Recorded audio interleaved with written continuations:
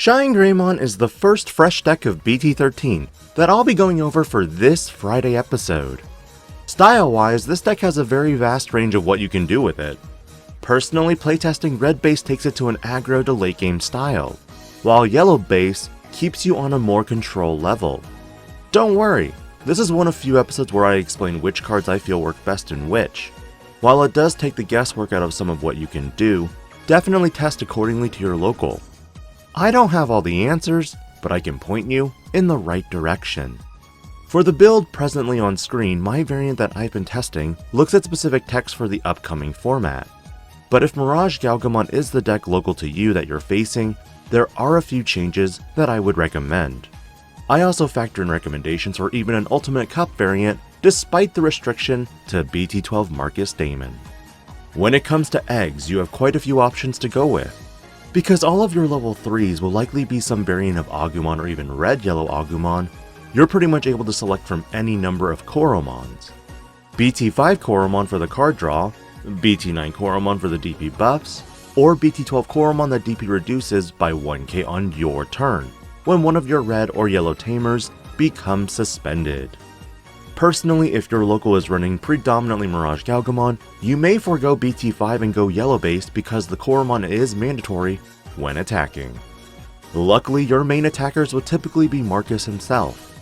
However, I do find red based to be the best, mainly because you can utilize Agumon X without ever being dead in hand. Agumons, there's only 3 that you will primarily focus on. The first being BT12, that is your searcher of the deck for Marcus and or a Digimon with Greymon in its name. EX4 Agumon, who start of your main, gains you a memory if you have a red or yellow tamer in play, and the newest BT13 Agumon that makes one of your Marcus Daemons into a Digimon with 3000 DP during your main phase. But for inheritables, they're all across the board. BT12 again, DP reducing by 2000 DP if you suspend a red or yellow tamer on your turn. Drawing a card when your red or yellow tamer becomes suspended on your turn in the case of EX4, and deleting a Digimon with 3000 DP or less with BT13s.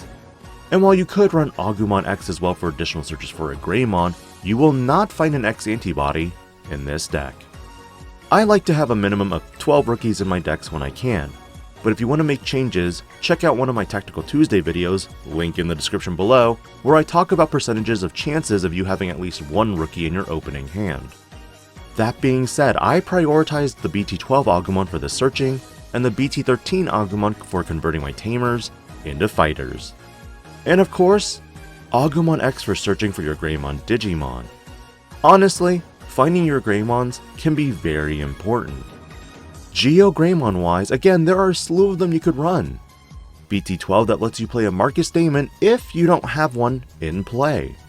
Its inheritable is identical to that of the set's Agumon. EX4 Geo Greymon is also identical to the one in EX4 for the Agumon, while BT13 lets you check your security and then play a red or yellow tamer without paying its cost. If you do, recovery +1. And of course, the classic Geo Greymon that plays itself from security, and on play, deletes a Digimon with 4000 DP or less. Hilariously, while inheritables to draw may be important in the case of EX4, respectfully, the BT13 Geo Greymon is busted. Super busted. I have another list that I'm currently playtesting, and preliminary testing is showing very positive results. And while BT12 is good for DP reduction, sadly, if you play a Marcus Daemon, the when Digivolving effect becomes less useful. But for me, I'm currently using the security Geo Greymons because BT13 Geo Greymon can truly check how busted my security is before it tells me what kind of turn clock I'm on. But if you're not a fan of this Geo Greymon, typical ratios stay with EX4 for the draw and memory gain at the start of the turn, and max out BT12 for the DP reduction inheritable. But remember, if you truly fear Mirage Galgamon if your red or yellow tamer is suspended, EX4 Agumon and Geo Greymon's draw effects are mandatory. Rise Greymon also has a lot of options. For my build, I prioritized BT13 as my main 4 of because it plays Marcus Daemon from hand without paying its play cost. Both my Rise Greymons have the same all turns once per turn effect that lets me play one Marcus Daemon from trash when one of my red or yellow tamers is deleted, and their inheritables are the same. X-antibody wise, I run 2, though as I test more and more, I question whether I truly need this Digimon. Remember, your Marcus is doing the main attack, while your Greymon slowly climbs up, especially with BT12's effect. In regards to Shinegreymon, you'll find it interesting that I flipped it. I actually made the new BT13 my primary versus making BT12 the primary.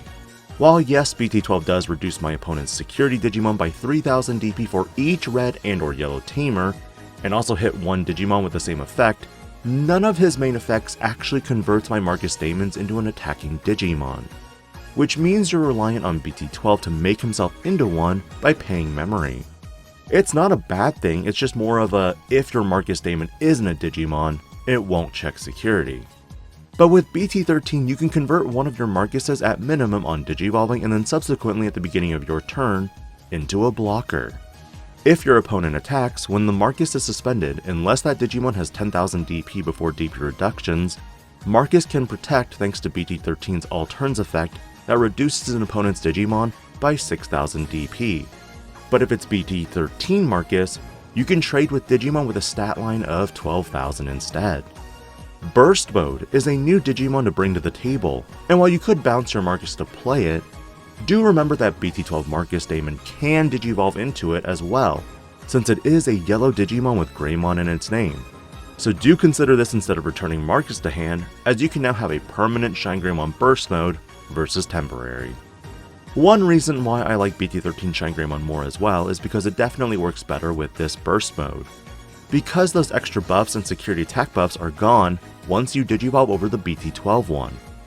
Option card wise, many players are utilizing Sunrise Buster, Red Memory Boost, Shining Blast, or even Final Shining Blast. And low-key, I really think Icy Breath is going to be one of the meta cards moving forward. While blue decks may have Sorai as the counter to Royal Knights, Icy Breath is another great way for other decks to counter wider building boards. You see, main, one of your opponent's Digimon gets minus 3000 DP until the end of their turn.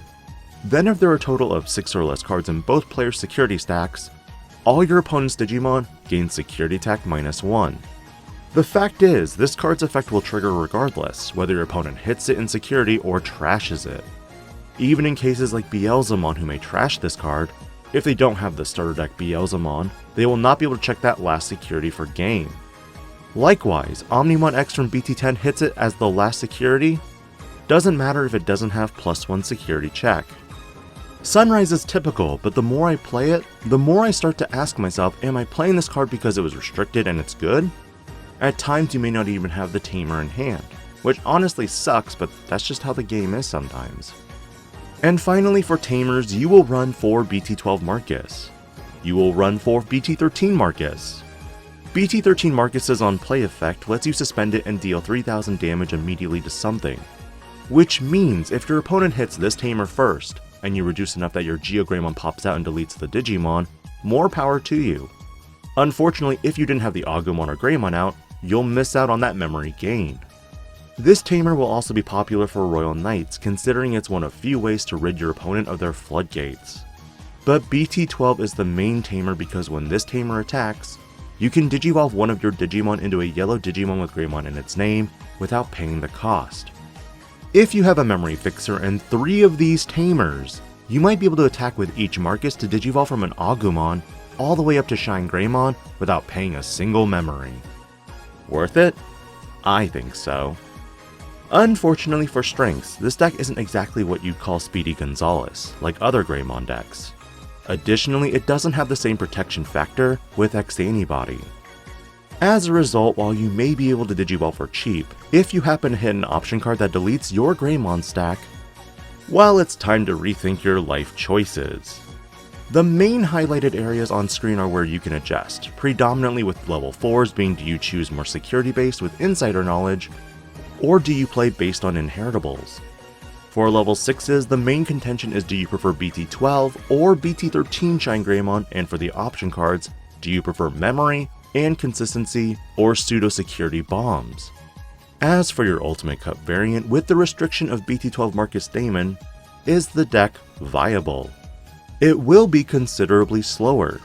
You'll see with this variant, I swapped out the Icy Breast for Final Shining Blast, and swapped 3 BT12 Marcus Daemons for 3 BT4s. While not exactly the same, BT4 Marcus can give more memory, while the main focus is to use Agumon and BT13 Shinegreymon to convert my tamers to fighters instead of relying on one of BT12. Remember, BT13 Geogreymon will be your MVP of the deck, giving you insider knowledge on how stacked your security is, or if you'll be ripped to shreds in mere turns. My combos for the deck are more so reliant on chip damage from my smaller bodies and tamers, but also setting up for better defense as well. In general, what are your thoughts on Shinegreymon as a deck, and which variant personally do you see yourself playing? Let me know your thoughts as I return to another previously played deck on Monday that received upgrades with the newest set. Moving forward, I will attempt to pursue a Meta Monday that looks at upgrading existing or older archetypes, while Fridays move to a fresh look at something new that was only made possible with the newest set. This is Digi-Panda, logging out.